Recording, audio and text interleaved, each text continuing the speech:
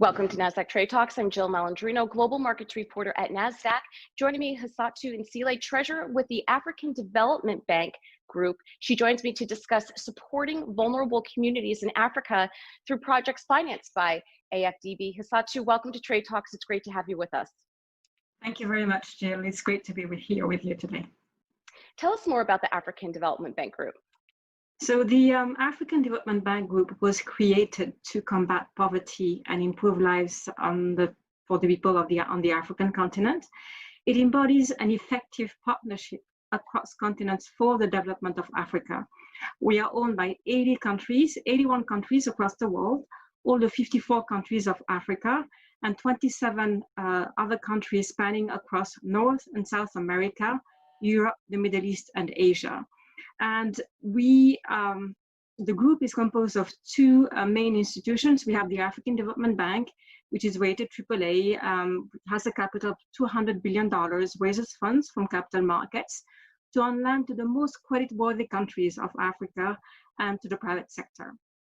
And then we have the African Development Fund, which is the soft loan lending arm of the bank group, and which provides grants and highly concessional loans to the poorest countries of the continent.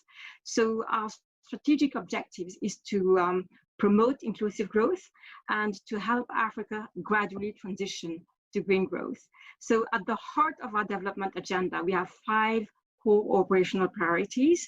One is to what you call light up and power Africa, food security, industrialization, regional integration, and also improving the quality of lives.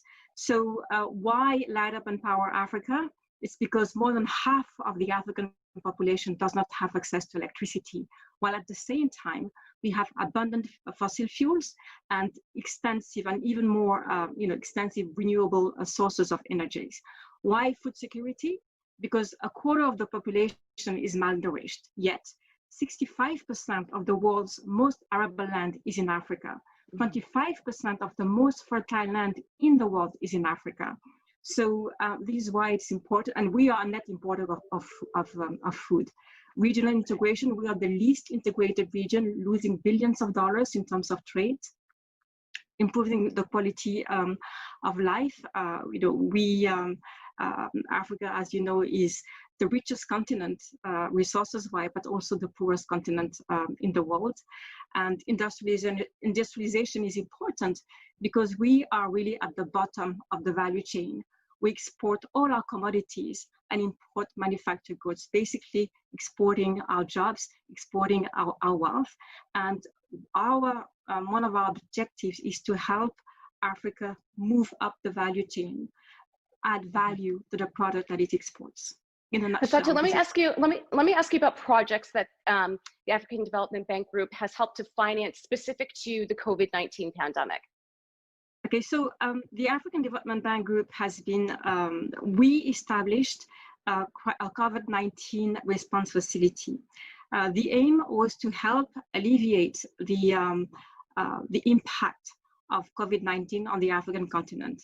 It started destroying livelihoods and economies way before the virus actually hit the shore of the African continent.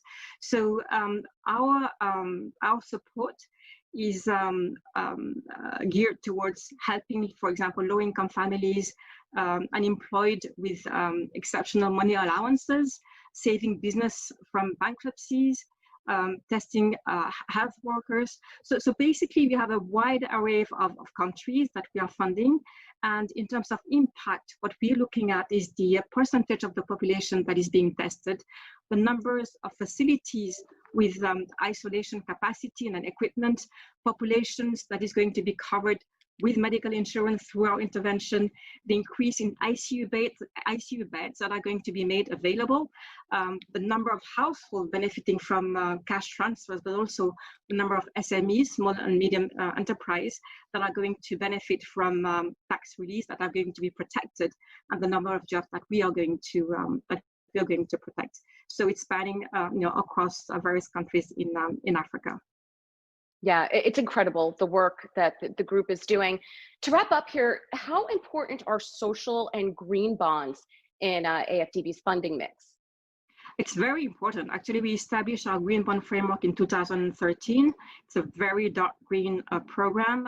We've issued about $2.5 billion out of this framework.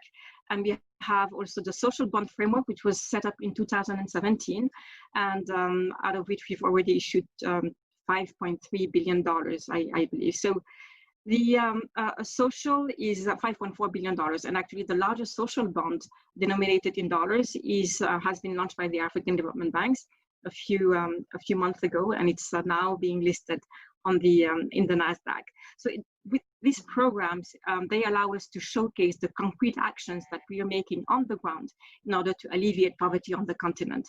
So so we have, we report on the green indicators, on the social indicators, and we offer basically to investors, socially responsible investors, the possibility to help make a difference in Africa. All right, Hassatou, thanks so much for joining us on Trade Talks. It's fantastic work that the group is doing. Thank you very much, Jill. And thanks for joining me. I'm Jill Malandrino, Global Markets Reporter at Nasdaq.